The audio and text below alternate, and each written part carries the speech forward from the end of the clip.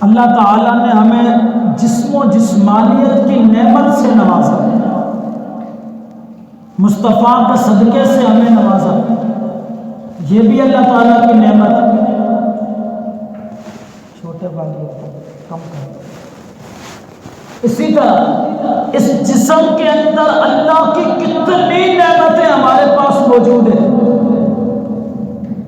میں چند ایک کا نام لے کر آپ کے سامنے ذکر کرتا ہوں۔ نمبر 1، آنکھیں اللہ کی نعمت ہے۔ جا کر پوچھیں کسی اندھے سے، وہ بتائے گا کہ یہ کتنی بڑی اللہ تعالیٰ کی نعمت ہے۔ شاید کہ ہمیں قدر نہ ہو، لیکن جو اندھا ہے وہ بتائے گا کہ بینائی اللہ کی کتنی بڑی نعمت ہے۔ اسی طرح زبان جس سے ہم بولتے ہیں، ہمیں شاید اس کی قدر کا نہ پتہ ہو، لیکن کسی بے زبان کے پاس چلے جائے جو بول نہ سکتا ہو، وہ اپنے کتنے دکھڑے بیان کرے گا۔ بڑا جب بندہ زبان سے بول نہ سکتا ہو تو اگلے بندے کو اپنی بات کو سمجھائے گا کیسے؟ بڑا مشکل ہو جاتا ہے۔ اشاروں کی زبان کتنے لوگ سمجھتے ہوں گے معاشرے میں؟ اب مثال کے طور پر میں جہاں اشارے میں گفتگو کروں تو آپ میں سے کتنے ہیں جو اس طرح میں بول رہا ہوں اس کو سمجھنے میں اور اشاروں کو سمجھنے میں کیا فرق نہیں ہوگا؟ بہت زیادہ فرق ہوتا ہے۔ تو یہ بھی اللہ تعالیٰ کی نعمت ہے۔ اسی طرح کانوں سے سننا، یہ بھی اللہ تعالیٰ کی نعمت ہے۔ اگر اللہ تعالیٰ ہماری سماعت کو لے لے،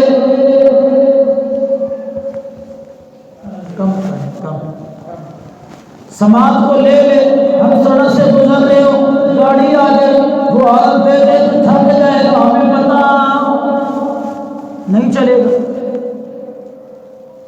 ہمیں پتہ تو تب چلے جب ہمیں کچھ سنے گا، ہمیں سنتا ہی نہیں۔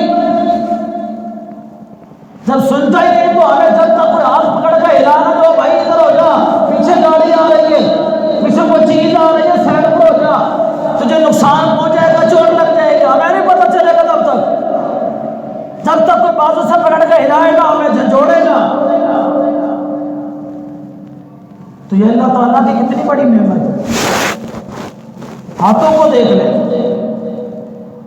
ان ہاتھوں کے ساتھ ہم اپنے جسم کو سنوارتے ہیں، بناتے ہیں، سنبھالتے ہیں، حفاظت کرتے ہیں۔ اگر ہمارے بازو دونوں نہ ہو، ہمیں کہیں خارش بھی ہو تو ہم کیا کریں گے؟ کس سے کہیں گے کہ یہاں پہ خارش کرو بھائی؟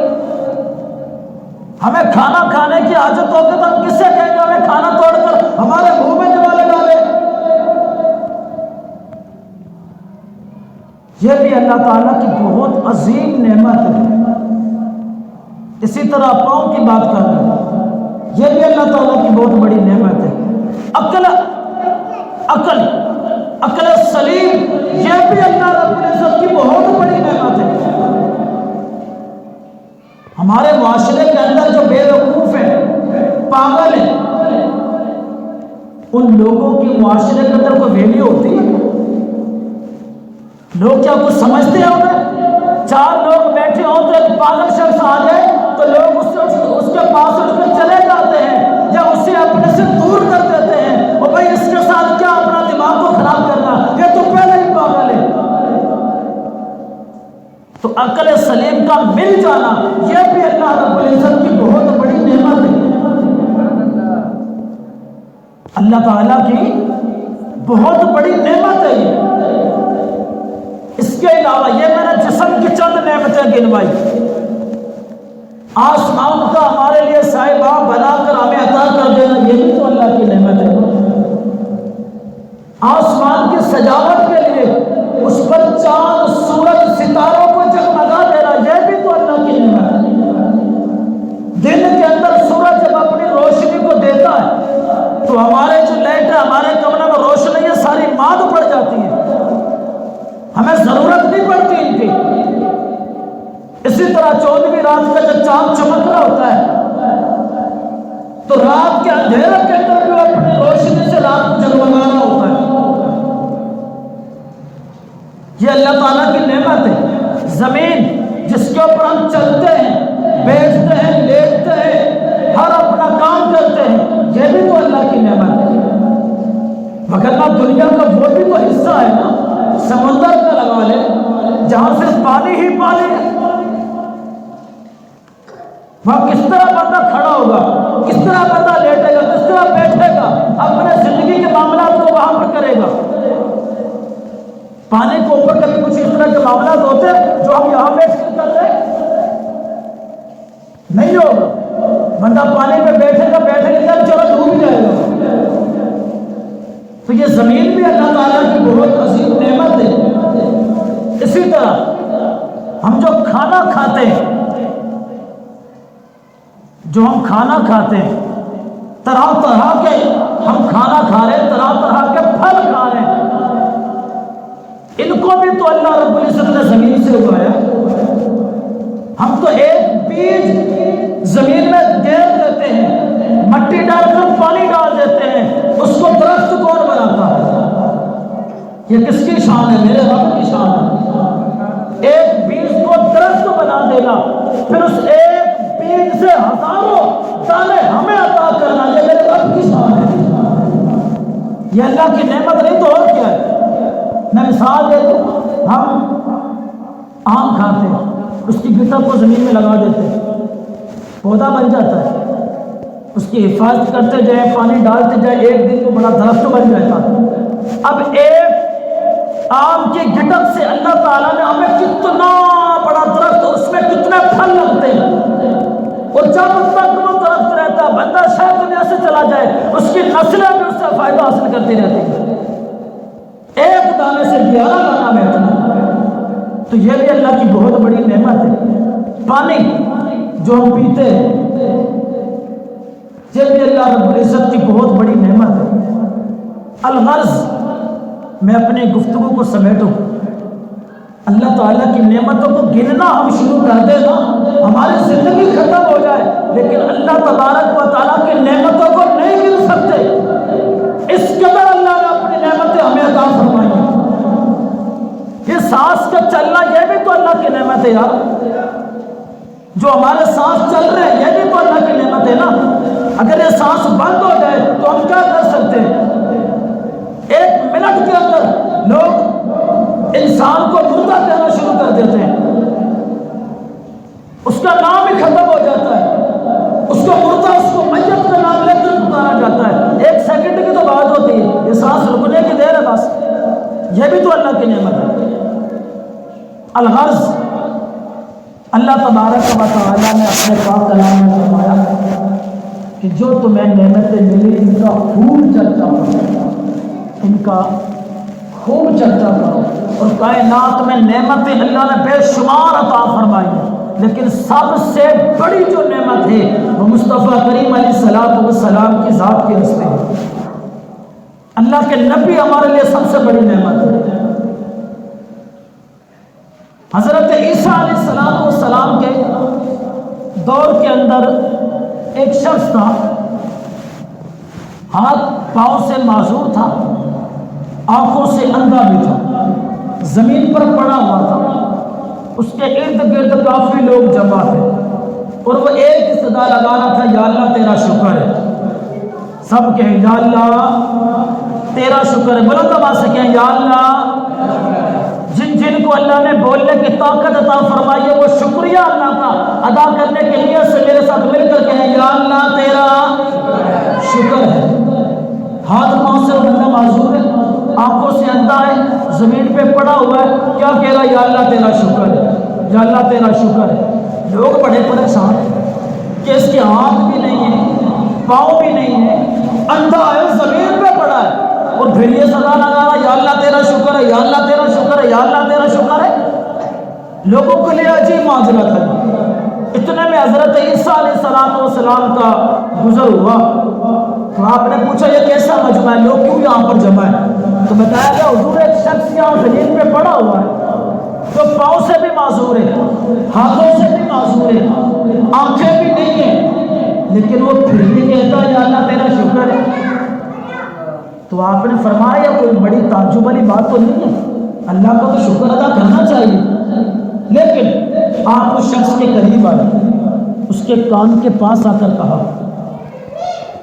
کہ تیرے ہاتھ بھی نہیں، پاؤں بھی کام نہیں کرتے، آنکھیں بھی نہیں جن سے تو دیکھ سکے، لیکن پھر بھی تیری زبان سے یہ جملہ جاری ہے کہ یا اللہ تیرا شکر ہے، یا اللہ تیرا شکر ہے، یا اللہ تیرا شکر ہے، اس کی کیا وجہ ہے؟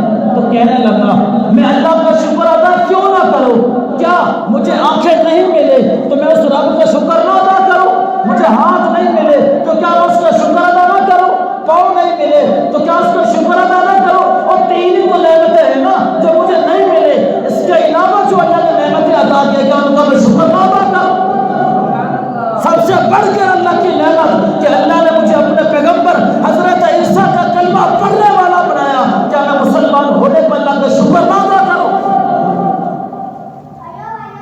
آج ہمیں کوئی ذرا سی تکلیف پہنچ جائے ہم اللہ کی بقیہ ساری جو ملی ہوئی نعمتیں ان کو بھول جاتے ہیں، صرف اس ایک دکھ کو لے کے دونوں روتے رہتے ہیں۔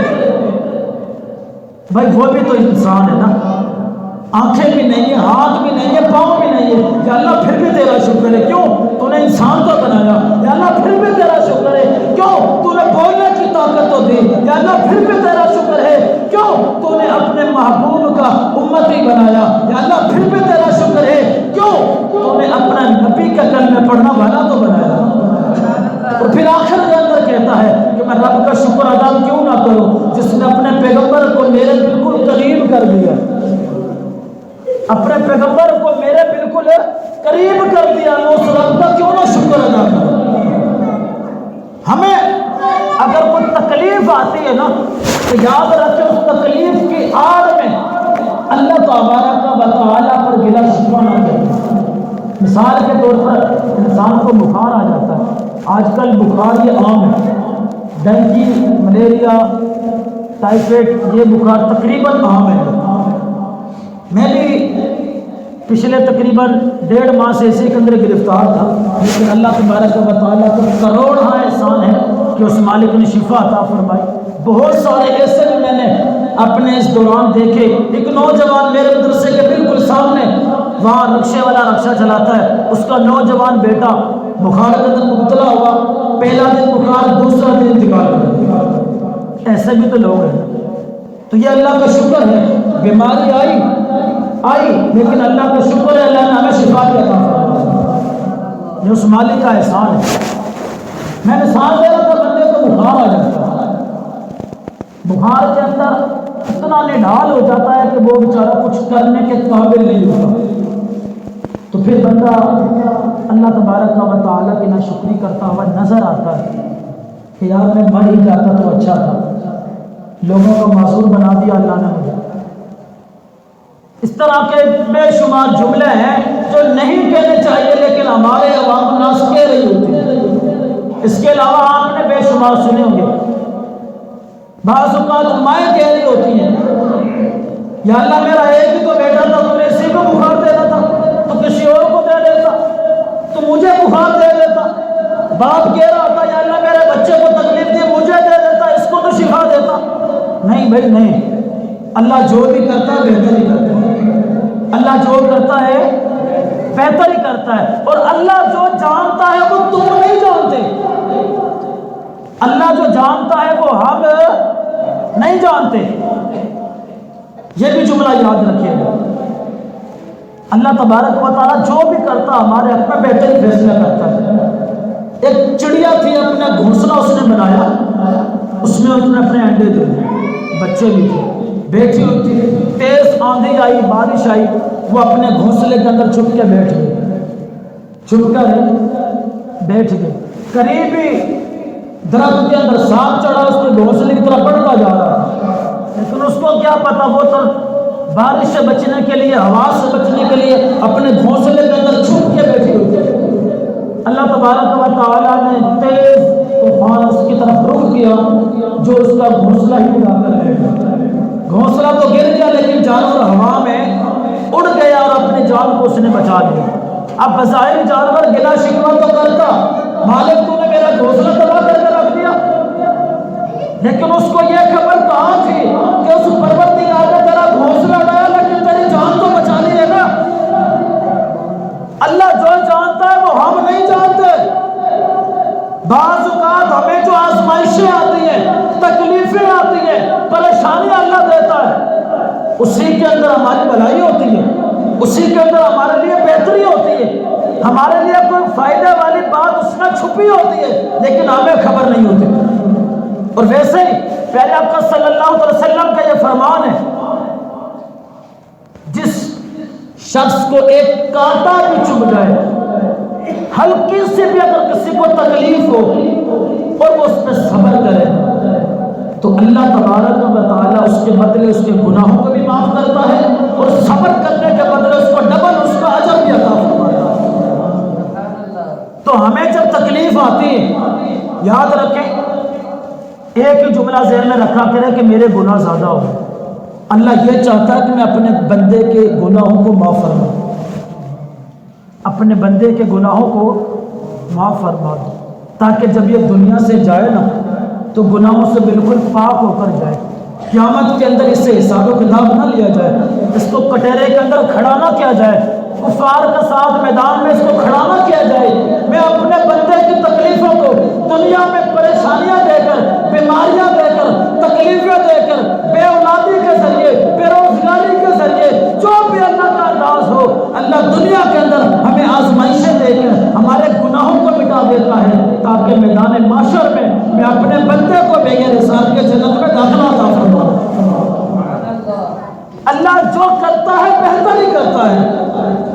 ہمیں اللہ تبارک و تعالیٰ کے حکموں کو تسلیم کرنا ہوگا، اللہ کے حکم کے آگے اپنے سر کو خم کرنا ہوگا، جھکانا ہوگا کہ اللہ جو کرتا ہے بہتر ہی کرتا ہے۔ آخری مثال دے کر اپنے گفتگو کو آگے بڑھاتا ہوں۔ ہمیں اللہ نے نوجوان بیٹا عطا کر دیا، اچھا خاصا اس کے ساتھ وقت گزرنا تھا، گھر میں خوب رونے کے تھے، خوب مستی تھے، خوب میلہ گھر میں سجدہ تھا، لیکن اچانک یہ چراغ بجھ گیا۔ اس بچے کو ہمارے کو موت آ جائے تو گھر میں تو ایک علیحدہ قیامت برپا ہو جاتی کہ نوجوان بیٹا چلا گیا۔ ٹھیک ہے، دکھ اپنی جگہ پر ہے، تکلیف اپنی جگہ پر ہے، لیکن اللہ کی حکمت کو بھی تو دیکھو نا۔ ہو سکتا ہے یہی بچہ بڑا ہو کر آپ کو گریبان سے پکڑ کر گھر سے باہر نکالتا، ہو سکتا ہے یہی بچہ بڑا ہو کر آپ کو تھپڑ مارتا، آپ کو پیٹتا، آپ کو مارتا، گھر سے باہر نکالتا، آپ کو ذلت اور رسوائی کا سبب بنتا، اور اللہ نے موت دے کر عزت سے اسے بھی اٹھا لیا، ہماری عزت کو بھی محفوظ فرما دیا۔ اللہ جو جانتا ہے وہ ہم نہیں جانتے، اور اللہ جو کرتا ہے وہ بہتر ہی کرتا ہے۔ مرنا تو سب نے ہے، کل نفس ذائقۃ الموت، ہر ایک نے موت کا ذائقہ چکھنا ہے۔ آج میں کچھ مزید اطلاع اپنی تیاری کر رہا تھا بیان کی، اس میں یہی میرا موضوع چل رہا تھا کہ اللہ تبارک و تعالیٰ نے زمین کو ختم کس طرح کرنا ہے، آسمان کو کس طرح ختم کرنا ہے، فرشتوں کو موت دینے کا انداز کیسا ہوگا، اور جو فرشتہ ہمارے لیے سور کو پھونکے گا اس فرشتے کو پھر کس انداز میں اللہ موت عطا فرمائے گا۔ کچھ اس کے بارے میں لکھ رہا تھا تو اس میں ایک چیز یہ بھی میں نے نوٹ کی کہ جب سب کو موت آ جائے گی نا، اللہ تبارک و تعالیٰ خود اعلان فرمائے گا، خود اعلان فرمائے گا، جس کا مفہوم یہ ہے کہ بتاؤ آج کس کی بادشاہ ہے، بتاؤ آج اس کائنات کا بادشاہ کون ہے، لیکن کوئی جواب دینے والا نہیں ہوگا، کوئی زندہ ہی نہیں ہوگا۔ جواب تو تب دے اگر کوئی زندہ ہوگا، پھر اللہ خود ارشاد فرمائے گا کہ آج میری ہی بادشاہت ہے، میں ہی وہ رب ہوں جس نے اس کائنات کو بنایا، اور پھر اس کو موت دے دی، میں ہی وہ رب ہوں جو اس کو پھر دوبارہ عنقریب زندہ کرنے والا ہوں۔ اگر اللہ نے ہمیں دنیا میں کچھ عہدہ دے دیا، کوئی منصب عطا کر دیا، کوئی مرتبہ دے دیا، عروج عطا کر دیا، تو یاد رکھیں اپنے مرتبے کو دے کر اپنے رب کی شان کو نہ بھولیں۔ اپنے مرتبے کو دے کر اپنے اوپر اپنے رب کی طاقت کو مت بھول جانا۔ یہ نہ ہو کہ اللہ تمہیں 4 پیسے دے دے لیکن میرا مالک دے کر بھی آزماتا ہے۔ پیارے آقا صلی اللہ علیہ وسلم بیان فرما رہے تھے صحابہ کے درمیان کہ 3 شخص تھے، ایک اندھا تھا، ایک گنجا تھا اور ایک کوڑ کے مرض کے اندر مبتلا تھا۔ تینوں کا پاس اللہ کا فرشتہ آیا اور اس فرشتے نے پہلے اندھے کے پاس آ کر کہا بتاؤ تمہیں کیا چاہیے؟ اس نے کہا کہ مجھے آنکھیں مل جائے اور مجھے کیا چاہیے؟ نظر نہیں آتا، میرے لیے تو سب سے بڑھ کر یہی ہے۔ آنکھوں پر ہاتھ پھیرا، اللہ نے آنکھوں کی روشنی عطا۔ گنجے کے پاس یہ بتا تجھے کیا چاہیے؟ اس نے کہا سر پہ بال نہ ہونے کی وجہ سے لوگ اپنے پاس بٹھانا گوارا نہیں کرتے، مجھے بال مل جائے اور کیا چاہیے؟ سر پہ ہاتھ پھیرا، اللہ نے بال عطا فرما دیا۔ کوڑ کے مرض کے پاس گئے، اس شخص کے بتا تجھے کیا چاہیے؟ اللہ مجھے شفا عطا کر دے، اور کیا چاہیے؟ فرشتے نے ہاتھ پھیرا، اللہ نے اسے بھی شفا عطا فرما۔ اب گنجے سے کہا بتا تو کیا چاہتا ہے، تیری کیا خواہش ہے؟ اس نے کہا میری خواہش ہے کہ میرے پاس بکریاں ہوں۔ اللہ تبارک و تعالیٰ کے لیے کیا مشکل ہے، اللہ کن فرماتا ہو جاتا ہے، اور رب کے لیے تو کوئی مشکل نہیں۔ اللہ نے کن فرما کے بکریوں کو بہت بڑا ریبڑ کر دیا، اور فرشتے نے کہا کہ یہ لوگ ساری بکریوں کا ریبڑ تمہارا، جاؤ۔ گنجے سے پوچھا تجھے کیا چاہیے؟ کہتا کہ میرے پاس گائے ہو۔ اللہ نے کن فرما کر گائے کا ڈھیر لگا دیا، فرشتے نے کہا یہ ساری گائے مکمل ریبڑ کو سارا کا سارا تیرا۔ کوڑ کے مرض والے شخص کے پاس گیا، اس نے کہا میرا شوق اونٹوں کا ہے۔ اللہ نے کن فرما کر اونٹوں کا ڈھیر لگا دیا، فرشتے نے کہا یہ سارا کا سارا ریبڑ تمہارا ہے، جاؤ۔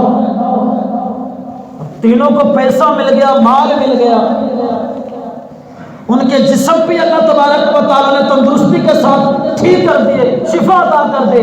اب ان کے پاؤں زمین سے نہ اوپر ہونا شروع ہو گئے۔ دنیا کا دستور ہے نا، بندے کو مال مل جائے تو پاؤں زمین سے اٹھ جاتے ہیں اس کے، پھر وہ ہوا میں چلنا شروع کر دیتا ہے۔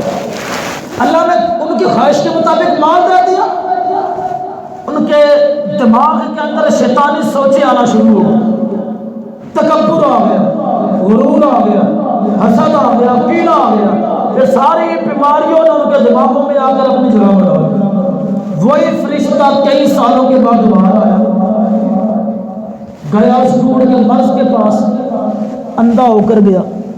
او بھائی میں اندھا ہوں، مجھے اللہ کے نام پر کچھ دے دو، مجھے پتا چلا ہے تمہارے پاس بڑے اونٹ ہیں۔ اس نے کہا جا دفعہ اللہ تیرے باپ کا مال ہے، سارا دن چارہ ڈالتا رہتا ہوں، محنت کرتا ہوں، تجھے دے دوں۔ فرشتہ اٹھ کے سیدھا کھڑا ہو گیا، اس نے کہا یہی تیری اوقات ہے؟ میں ہی تھا جس نے تیری کمر پہ ہاتھ پھیرا، تیرے جسم پہ ہاتھ پھیرا، اللہ نے تجھے شفا عطا فرما دے۔ میں ہی تھا جس کے ذریعے اللہ نے تمہیں سارے اٹھ دیے، تمہارا ہاتھ پھیرا، اللہ نے تمہارا اونٹ کے مرض میں مبتلا کر دیا اور سارے کے سارے اونٹ مجھ سے ضبط کر دیا۔ وہی فرشتہ اس کے پاس، گنجے کے پاس گیا، نبی نہ بن کر گیا کہ اندھا ہوں، اللہ کے نام پر مجھے کچھ دے دے، مجھے پتہ چلا تمہارے پاس گائے ہیں۔ اس نے میں یہی جواب دیا کہ تیرے باپ نے مجھے لا کر دیا، نکل جا یہاں سے جا۔ پھر فرشتہ سیدھا کھڑا ہو گیا اور کھڑا ہو کر کہا نہیں تھا وہ، تجھے تو کوئی اپنے پاس بٹھاتا بھی نہیں تھا، تیرے سر پہ میں نے ہاتھ پھیرا، اللہ نے بال عطا کر دیے، آج تیری یہ اوقات ہے۔ پھر اس کے بعد دوبارہ اللہ نے ضبط کر لیے، اس کا مال بھی اللہ نے سارا ضبط کر لیا۔ پھر وہی فرشتہ اس اندھے کے پاس گیا، آنکھیں بند کر کہتا ہے کہ میں اندھا ہوں، مجھے پتہ چلا تمہارے پاس بکریاں ہیں، اللہ کے نام پہ مجھے کچھ دے دو۔ اس شخص نے کہا پکڑا، اپنے ساتھ کرسی پہ بٹھا لیا اور کہا بھائی سن، میں بھی بھائی تھا، میں بھی اندھا ہی تھا، یہ مال میرا نہیں ہے، یہ تو میرا رب کا عطا کیا ہوا مال ہے۔ تو بھی اندھا ہے، میں بھی پہلے اندھا ہی تھا، اللہ نے مجھے آنکھیں عطا کی، پھر میری خواہش کے مطابق مجھے بکریوں کو اتنا بڑا ریوڑ دے دیا۔ تو بھی اندھا ہے، مانگنے آیا ہے، بتا کیا چاہیے؟ تو اس نے کہا مجھے ایک بکری چاہیے۔ کہتا ایک نہیں، جتنا تیرا جی چاہتا یہاں سے لے جا، سارا ریوڑ تیرے سامنے، جتنی چاہتا لے جا، سارا ریوڑ تیرے سامنے۔ فرشتہ اس سے سیدھا کھڑا ہو گیا اور کہا کہ میں اندھا نہیں ہوں، میں مانگنے نہیں آیا، میں تو وہ تھا جس کے ذریعے اللہ نے تمہیں عطا کیا، بلکہ تمہارے امتحان کے لیے آیا، میں تو تمہارے امتحان کے لیے بھیجا گیا ہوں۔ مجھے بکریاں نہیں چاہیے، میرے ذریعے تو اللہ تمہیں عطا فرمانے والا ہے، بکریاں اپنے پاس رکھ، بس اتنا سا بات تھا۔ تو پھر فرمایا پیارے آقا صلی اللہ علیہ وسلم نے کہ 3 میں سے 1 اللہ کے راستے میں دینے والا ہے، 100 میں سے 30 دینے والے ہیں، 1000 میں سے 300 دینے والے ہیں۔ اللہ سے مانگتے وقت تو ہاتھوں کو پھیلا پھیلا کر مانگتے ہیں، لیکن جب رب کی بارگاہ میں دینے کی باری آتی ہے تو کنجوسی کر جاتے ہیں، منہ موڑ دیتے ہیں، اپنی طاقت کا مظاہرہ کرتے ہیں، اپنے فن کا مظاہرہ کرتے ہیں، اپنی محنت کا مظاہرہ کرتے ہیں، اللہ کی نعمت کو بھول جاتے ہیں، اللہ کے احسان کو بھول جاتے ہیں۔ تو یاد رکھے، جب بندہ اللہ کی نعمت کی ناشکری کرتا ہے، اللہ کے احسان کو ٹھکرا دیتا ہے، تو اللہ تعالیٰ اس طرح اپنی نعمتوں کو چھین لیتا ہے۔ آج لاہور کی پناہ، آج مدد مانگ ان سے، پھر نہ مانیں گے قیامت میں اگر مانگے۔ اللہ کو نعمت دے نا تو اس کی نعمت کا ہمیں شکر بھی ادا کرنا چاہیے۔ تو جتنے بھی احباب یہاں پر آج موجود ہیں، سارے نیت کر لیں، کبھی بھی کوئی آزمائش، کوئی پریشانی، کوئی تکلیف، کوئی بیماری آ جائے، گھر کے حوالے سے، مال کے حوالے سے، اولاد کے حوالے سے، کاروبار کے حوالے سے، رب کی ذات پر گلا شکوہ نہیں کریں، سب نیت کریں انشاءاللہ کے ساتھ۔ یہ تو ہم سب کا ویسے ایمان ہونا چاہیے بھائی، اور رب کے ذات پہ گلا شکوہ کرنے تو سب سے پہلے بندہ ایمان سے خالی ہو جاتا ہے۔ بعض اوقات لوگ کفریہ کلمات کہہ دیتے ہیں، صبر کریں گے اور جو اللہ نے دیا نیت کرے سارے کہ انشاءاللہ اس پر اللہ کا شکر بھی ادا کریں گے۔ اور دعا ہے اللہ رب العزت کی بارگاہ میں، اللہ تعالی ہمیں ہمیشہ اپنی ذات، اپنی نعمتوں کا، اور بالخصوص سب سے بڑی اللہ کی نعمت پیارے آقا صلی اللہ علیہ وسلم کی ہستی ہے، اللہ ہمیں ان نعمتوں کا شکر ادا کرنے کی توفیق عطا فرمائے۔ وما علیہ الا البلاغ۔